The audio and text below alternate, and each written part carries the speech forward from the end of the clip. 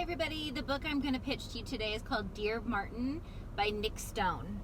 So first off, if you liked The Hate U Give, you would absolutely love this book, and what I think you would love even more is that it's about half the length of The Hate U Give. So I'm just going to read an excerpt and then kind of give you a little explanation as why I think you might like this.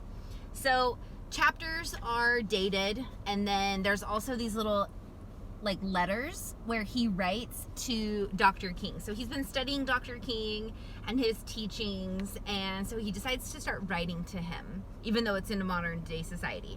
So August 25th, Dear Martin, aka Dr. King. First and foremost, please know I mean you no disrespect with the whole Martin thing. I studied you and your teachings for a project in 10th grade, so it feels most natural to interact with you as a homie. Hope you don't mind that. Quick intro. My name is Justice McAllister. I'm a 17-year-old high school senior and full scholarship student at Brazelton Preparatory Academy in Atlanta, Georgia. I'm ranked 4th in my graduating class of 83 students. I'm the captain of the debate team. I scored a 1560 and a 34 on my SATs and ACTs. And despite growing up in a bad area, not too far from your old stomping grounds, I have a future ahead of me that will likely include an Ivy League education and eventual law degree and a career in public policy. Sadly, during the wee hours this morning, literally none of that mattered. Long story short, I tried to do a good deed and wound up on the ground in handcuffs. Despite the fact that my ex-girlfriend was visibly drunk off her ass, excuse my language, I apparently looked so menacing in my prep school hoodie, the cop who cuffed me called for backup. The craziest part is while I thought everything would be as cool as her parents got there, no matter what they told the cops, these dudes would not release me. Mr. Taylor offered to call my mom, but the cops made it clear that since I'm 17, I'm considered an adult when placed under arrest. AKA nothing mama could do.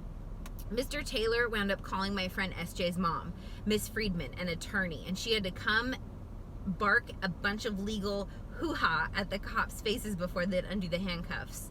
By the time they finally let me go, the sun was coming up. It had been hours, Martin. Miss F didn't say a lot as she drove me to my dorm, but she made me promise to go by the infirmary and get some cold packs for my swollen wrists.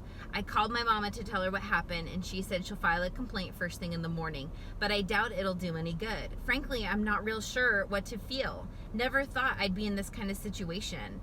There was this kid, Shamar Carson, black dude my age, shot and killed in Nevada by this white cop back in June. The details are hazy since they weren't any witnesses, but what's clear is the cop shot an unarmed kid 4 times. Even fishier, according to the medical examiners, there was a 2-hour gap between the estimated time of death and when the cop called it in. Before the incident last night, I hadn't really thought much about it. There's a lot of conflicting information, so it's hard to know what to believe. Shamar's family and friends say he was a good dude, headed to college, active in his youth group, but the cop claims he thought Shamar was trying to steal a car. A scuffle ensued, allegedly, and according to the police report, Shamar tried to grab the cop's gun. So the cop shot Shamar in self-defense. I don't know, I've seen some pictures of Shamar Carson, and he did have kind of a thuggish appearance. In a way, I guess I thought I didn't really need to concern myself with this type of thing, because compared to him, I don't come across as threatening, you know? I don't sag my pants or wear clothes super big. I go to a good school and have good goals and vision and a great head on my shoulders, as Mama likes to say. Yeah, I grew up in a rough area, but I know I'm a good dude, Martin. I thought if I made sure to be an upstanding member of society, I'd be exempt from those black guy deals with, you know?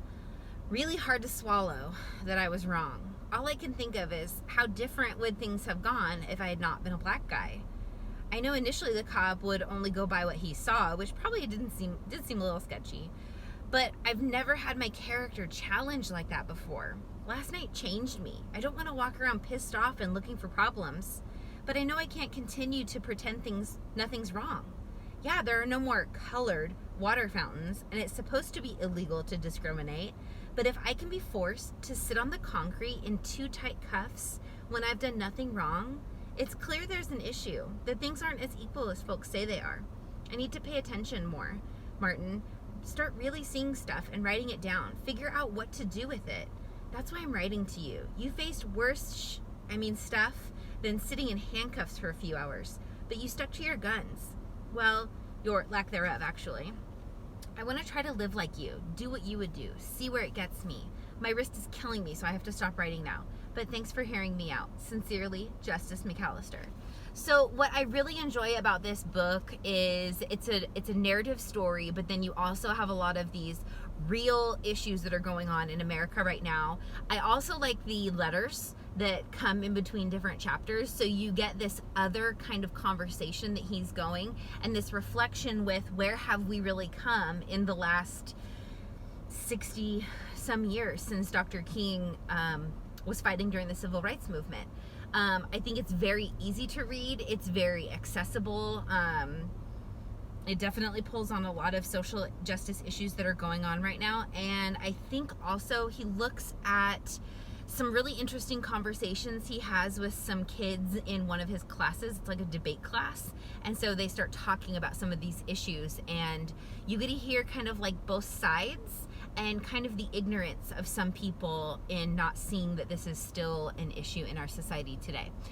It's a really fast read, and then something else happens. Him and a buddy, Manny, are driving downtown.